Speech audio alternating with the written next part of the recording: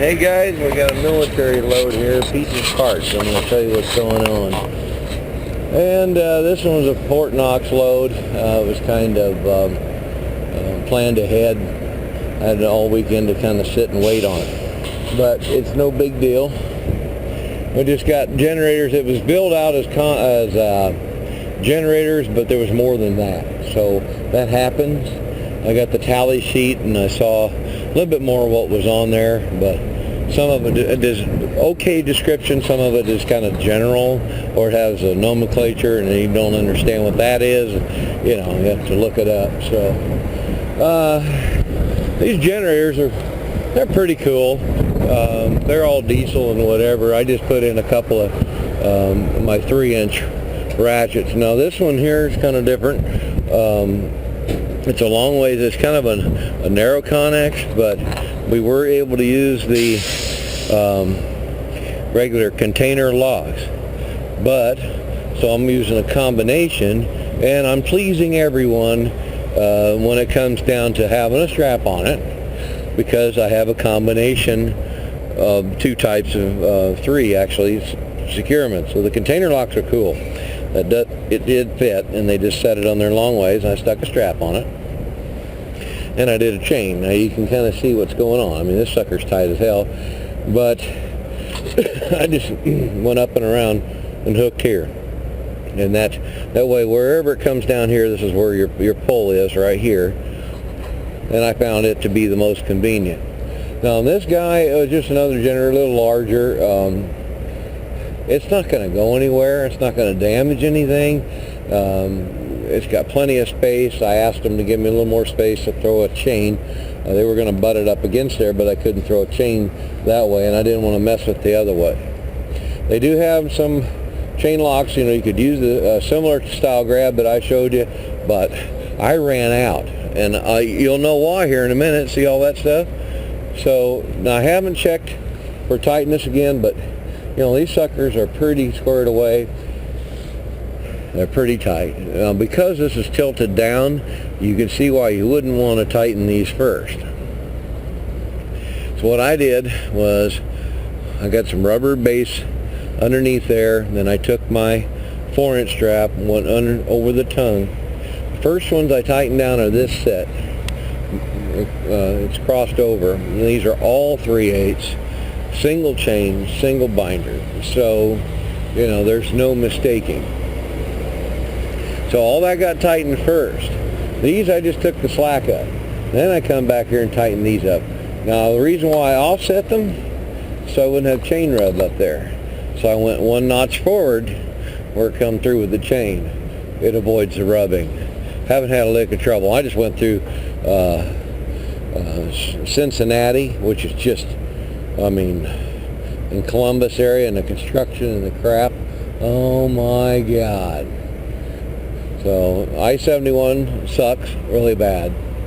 Anyhow, next victim. This was a deal because this older equipment, obviously not new, was slightly damaged. The cover was ripped. Well, it's not really rip. I guess there's a tear in it up there, but the damn thread's gone. So, and the other problem is, see all these 3 straps? Well, I can't get up there really and show you. I'm not tall enough, but there's a bunch of it's a field kitchen, and there's a bunch of lids up there. One of them was missing, so the screen was exposed, and you could pick it up with your fingers. And there was a bunch of boulders, big boulders, and plastic over the top of it, trying to keep the screen and everything down and the weather out of the unit. So when I said, what is all that garbage, I had the guys take a look, and there was a bunch of rocks. So they had to climb up there and get all this shit off of there. Luckily it was not soldiers loading. I had experienced driver of 30 years hauling equipment that was doing the loading and helping me. So I take suggestions. I know it all. You know, I enjoyed it. He says, put your tongues off to the rear, because that unit up there, that other military unit, may not have a big enough piece of equipment to lift it, and they may have to pull them off. So that was a good point. So I took his suggestion. Okay, so all of these, I did not go to the trailer. I went to the unit, right in on the rail. And to keep this all down, I did the 2-inch. And they're pretty tight, but I didn't want to overdo it, but I also don't want that stuff flapping real bad. It's moved a little bit. There's nothing I can do because it was already damaged. So we'll just make it sure it doesn't get any worse. Okay, so steel wheels. I had the rubber, like I said, and he told me, and I remember too, that you got that steel wheel crap on there, it's going to tear living dog crap out of your trailer. So to keep it from skidding, I put rubber underneath it. And the carpet, I don't know, it would work, but it's just a little more slick. This has some serious friction to it. It's really cheap-ass rubber, so it definitely will keep it down. Now it's controlled for the tongue of the rig. I just wanted to add an extra. I've got one extra piece to keep that down pressure on there, and these suckers they're pretty tight. You don't want to get too close. I got kind of close here, but they're all right when you look at it. As long as you got a pretty good close to a full hook in there, you should be good to go. Nothing is gonna go anywhere. We can look down the other side. I'm at the Flying J east of Columbus, so it's going to be a little busy, but I've got pretty good down pressure. The tires I've pressed down on pretty good. Now this is the point I want to talk to you guys about right here. See this pin? This is where the hole was to here, so it swung up and it held by this little pin.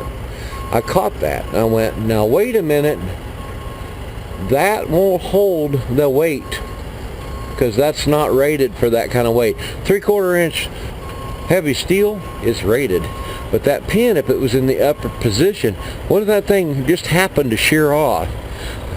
It flopped my chain down. It immediately made it 6 inches loose. Flop, flop, ding, ding, bonehead. So we're not going to do that. I caught it, I dropped them, and they are pretty squared away. Now, because it is pivoting on that bolt, I caught a little bit more of a square, a little bit pull back, not as much, because it will pivot a little bit, but they're on there good. I did all my chains and my half hitches. They haven't moved. This is a water buffalo, so it's potable water, it's drinking water. And what's dripping out of their fixture, there's nothing harmful there. That's just their water. So I did my best, went through and I checked everything. But doing these straps, besides holding the top, helped hold that cover from getting it ripped to shreds from driving down the road. Now they do pull them on the road like that, but all these rubber pieces here, this rubber rope, is worn out. It's all stretched to hell, so it's not going to hold it. So anyhow, let's get in here. Yeah, they're pretty tight. Everything's squared away. It's sturdy enough I didn't have to worry about it, and I didn't have to worry about the conex. And I just tied in on here because I couldn't get my extra chain in here. I found this and did my double half hitch, and it's fine. So it's not going to go anywhere. There's no length of anything to get any drive components. So it's not. My drive tires are way the hell up there, and trailers shit 15 feet back there. So it's not going to do anything. Let's see what else we got. That's about it. So this one I definitely wanted to show you because it took a lot. I worked at it steady and hard and broke my watch too. Flipped the chain around, smashed the crystal.